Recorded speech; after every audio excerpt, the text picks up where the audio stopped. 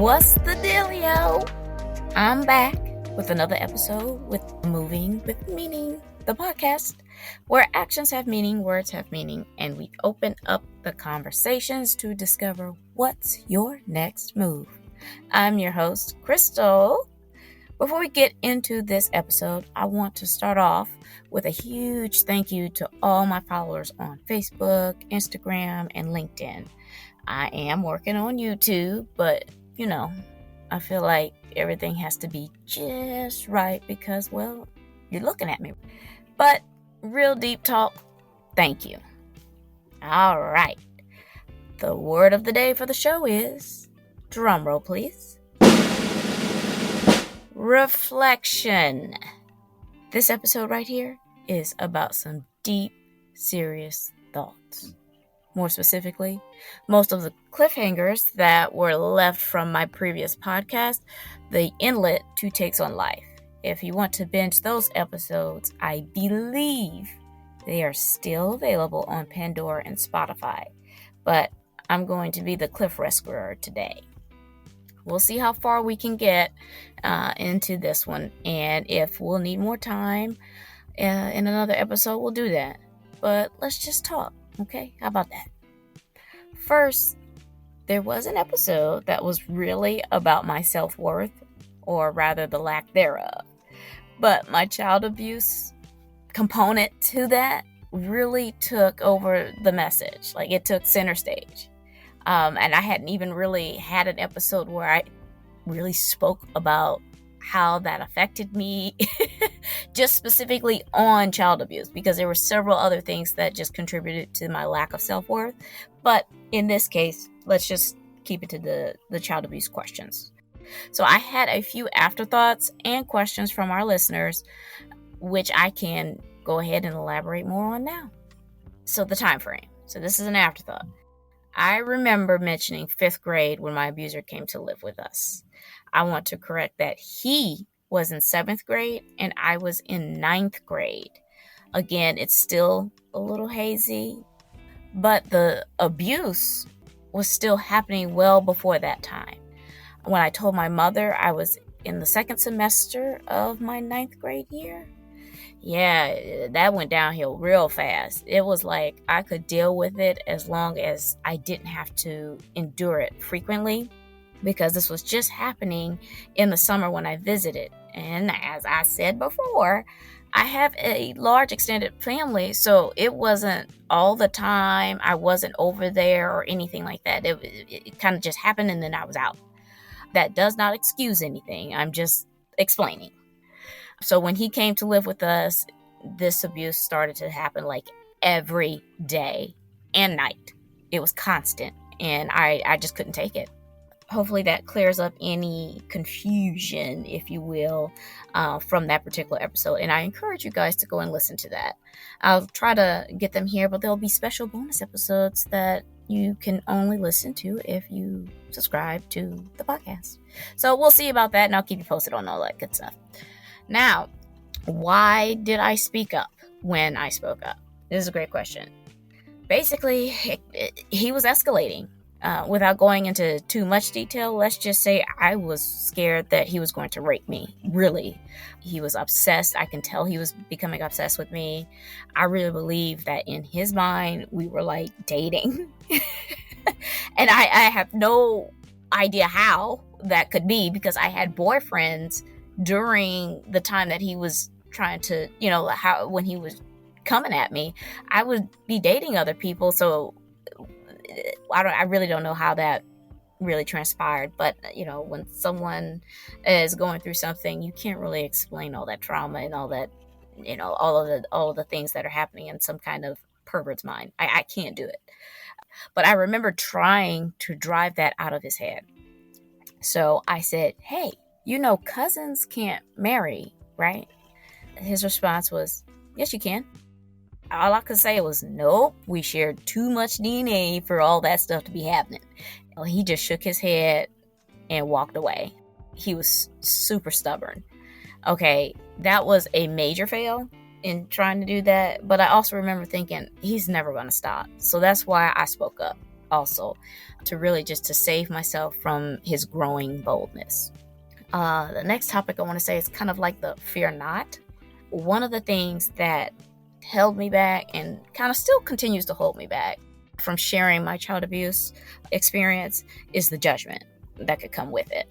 The way I'm looking at it is, on the outside, people may have puppy dog eyes and say, "Oh, I'm sorry," but they really thinking, "Okay, she can't come near my kids." I'm not a danger to anybody. I'm not resentful. When your kids are with me, I'm watching. It's like they are my kids because they are in my care. I take it very seriously. Also, I didn't want to embarrass my kids by exposing this to the public. They already knew because I had told them when they were little, like elementary school. This was to kind of heighten the stranger danger awareness, to make it more serious than what I don't think the schools do a good enough job to kind of really explain stranger danger. So I kind of had to add a personal note to it and then explain, like, hey, this is what happened to mommy by someone she knew. Imagine what someone who doesn't know you could do to you, kind of thing. But anyhow, so, their friends listen to this podcast. And I had a listener let her son listen to my abuse story. So I really do hope that started the conversation in their home, should it not have been a topic already that was already brought up. And I hope that my story really resonated, if anything, because it wasn't graphic, but it was very honest. It was very true. It was very hurtful. It was very emotional. So I wanted to connect, and I just wanted to inform. And I'm very happy to say that my story is getting out there and it's getting passed and shared on. So thank you for that, listener. But my kids are super supportive.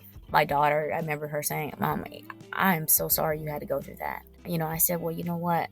I am too, because of the long-term effects, but I'm not, because I at least get to share with you all the things about what I should have been told and what I didn't get told. And I get to do that with you guys. So I get to help you guys based on my own past experiences. So I'm not gonna say that I'm not sorry, because I'm helping you, I'm helping others. I am willing to bet, though, that I would get more comments, likes, shares, and follows from my kids' friends than I do my own friends. And that's not a dig, okay, to my own friends. Everybody got some things that they got going on, and they're gonna contribute however way they feel. So I hope that my content continues to stay engaging. I hope it still continues to stay encouraging and continue to draw more audiences, because this is a real deal, folks. I'm not cutting corners. I'm not shaking and baking. I'm straight shooting. But the younger generation today, they're just really active on social media, a lot more than we are. So, and that's not even my target audience. But if they are here for me, best believe I am here for them. And that's real. I think another question that came up, and this is kind of off the cuff here because I didn't even think about this, but in that episode, it wasn't a situation where my mother hadn't told me, hey, no one is supposed to do this to you. No one is supposed to touch you, this, and that. But I didn't expect it to come from a family member. That's what broke me. Okay, that's what made me shameful. That's what made me, if a stranger had done something to me, I would have reacted completely different. This was a family member. This was someone that was supposed to be trusted. And at that time, she didn't really say, oh, it could be a family member. I didn't know that a family member would do something like that to me. And so it ended up freezing everything inside of me. And it made me consider every other option outside of my own protection. Crazy. But I just wanted to add that quick plug in there because it came to mind. The next bullet point here is to cope or not to cope. Another question was, how am I coping with this trauma? Now, not to be a Debbie Downer or anything, I can tell you I struggle every day. I really have to be intentional in getting up and making moves. There's always a story, though. So, in the beginning, I self-medicated with alcohol. I was a strong alcoholic. At that time, I was in college, so it wasn't kind of one of those things where, you got some issues. You have alcoholism, like where it was going to know, because it was kind of normal to be in a state of intoxication constantly. And I'm not going to say I'm a recovering alcoholic, because I still do drink. I just don't drink as often, and I don't drink as much, and I don't drink certain type of liquors that are very potent. But in the self-medication with alcohol, no, here we go. This wasn't some like high-end liquor. I was on a college student budget, okay? So it was known as rock gut liquor. And that was what we could afford, was the cheap liquor. And that was after we all pulled our money together. We still couldn't afford anything but that rock gut, Anywho, so what I would do is I would buy a bulk pack of Gatorade. Each bottle, I would pour about half of the Gatorade out and replace the half with vodka. And I used that since it was clear and no one would suspect a thing. I would wake up and go into my mini fridge in my dorm room, and then I would take one out with me through the day. And then when I ran out, I would just go right back to the room and get another. And so then I started binge drinking. Like, I was known for out drinking dudes.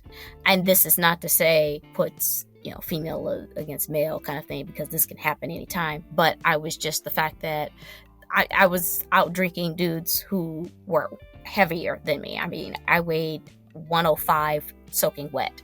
I was really small, and I was out drinking dudes that are like 6 feet to 300 pounds. Like, I could put them down. Then all of a sudden, my body just started rejecting the alcohol. I was getting alcohol poisoning very often. I was not used to that. It just kind of came out of nowhere. So that's when my digestive system went a little wacko. Like, I wasn't as regular as I used to be. I got insomnia really bad. So I started seeing all these gastroenterologist doctors, if I'm saying that right. If not, just gastro doctors and internists to figure something out, because something's going on. So I went from an IBS diagnosis with some medication to Lexapro and Zoloft. Nothing worked until my now retired internist back at home with my parents suggested some medicine. And that bad boy calmed me down and helped me sleep. I was good. I did not have any panic attacks. I was sleeping. Life was great. After all of that, it was fine until I ran out.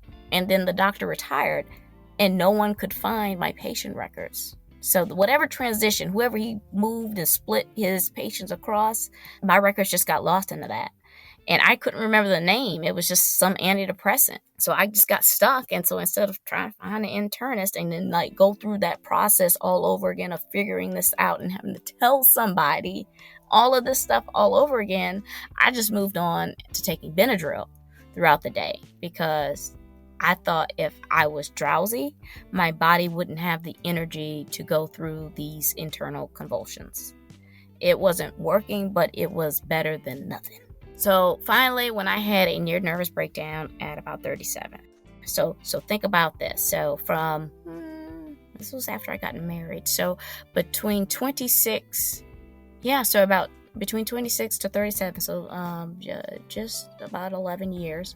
I was just doing Benadryl. That's all I could do. So I had a nervous breakdown at 37. So I got a psychiatrist and we went through a few different medications until something worked. That took a lot of determination to keep going because, when a doctor prescribes you something, you expect it to work. And each time that you have to switch, your confidence wanes, like it decreases. But we found something, and then my anxiety spiked, and all of that went out the window. But I know why that was, and I have since removed myself from that space, and I'm back on track. That detail, that little piece there that I just hinted at there, is another episode, so stay on the lookout for that. Okay? What I do today is take walks or long drives.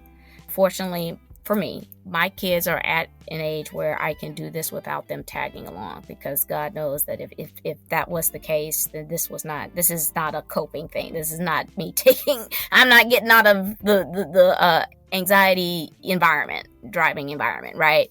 So I have a green thumb and I water and trim my plants.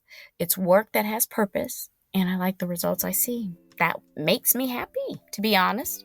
Writing has helped me a ton. I thought it would be too much for me to write these blogs and my books and think of material for the podcast, but I enjoy it. Since doing this, I've noticed that I am more inspired to get out of bed and excited. Next, I just have to be really aware of my body's reactions. I think I had like 2 attacks within 1 month of each other, and they always came out of nowhere. I usually can feel it coming and jump into action and take some meds real quick to just tamp it down real quick. But the summer, I was regressing real bad, like real bad. So I took a step back and had to make changes with who I interacted with, and voila, everything's back. I'm telling you, nothing, not even a hint of anxiety. I am completely relaxed. Okay, so moving on to another point, and this kind of probably goes into curiosity. There was another one, I believe it's, yes. Okay, did I go through a bi-curious phase? Short answer is no. Long answer is that because I started dressing like a tomboy, I believe there was an assumption made that I might be interested in experimenting.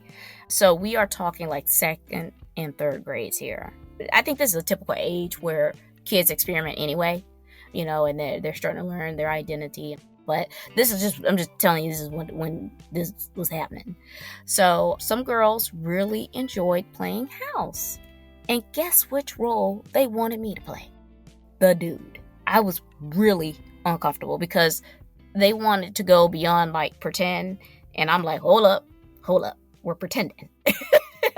Alright? So I'm like, if this is what we doing over here, like this is the game over here, let me go back over there to learn double dutch, or let's play some freeze tag or something. I don't want to do all that. This is actually one of the reasons I don't like to play pretend or make believe, and I am uber sensitive when my kids would do that. They're beyond that age now, but when they were younger, I was just looking like, what y'all doing? Because the thing is, they watch us, me and my husband, and how we engage with our significant others. And they are just imitating what they see. I don't think it's anything more than that. They just see affection and they're just imitating it. So, I think as far as like what happened, if anything, I remember some light petting on undeveloped chests and pecs here and there. I was just uncomfortable. And to be honest with you, now that I'm thinking of this must be how folks with different sexual orientations feel. It's like role play. But I'm not trying to be an actor. Needless to say, I am hetero. Not that it matters. I'm just answering the question. So, another question that came up was my family's reaction. All right. Now, don't you think it would be cool to get them on here and they tell you themselves? I think that would be awesome. So I am going to leave you hanging on that one. That one I will not rescue you for, okay? Now, I don't think I have enough time to go through the other cliffhangers, but I promise to keep them coming. Like I said in the last episode, stick with me. Time for catch up with the golden nuggets. So, number 1, speak the moment some abuse happens. Doesn't matter who it is. It will always escalate if you allow it to continue. Second, it could be incredibly discouraging when you are trying to find the best medication to match your body's reaction and chemistry. Don't give up. It's all part of the process. Third, find positive coping mechanisms. There are a ton. All I had to do was change my mindset. And fourth, be who you are and not let your trauma or social norms influence your identity. It's easier said than done. Nevertheless, it must be said if we are to encourage confidence and individuality. All right, that's the episode today. Make sure you guys subscribe to the show, Moving with Meaning, the podcast, and tap that alert bell so you know when these episodes drop. We're on Amazon Music and Spotify right now. If I get enough downloads and follows, I might be inspired to drop a few episodes in a single week. So please follow. Quick housekeeping for you before I go. Follow me on Instagram at movingwithmeaning82 and my Facebook page, Moving with Meaning. Also connect with me on LinkedIn. Links are in the episode. See? Super easy. Alrighty. I'm Krystal, reminding you to take it one step at a time. All moves have meaning. Check y'all later.